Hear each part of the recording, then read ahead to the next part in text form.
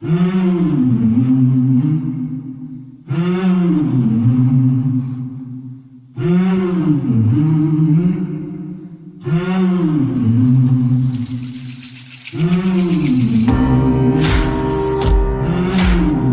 shot at you, Rick. He is alive.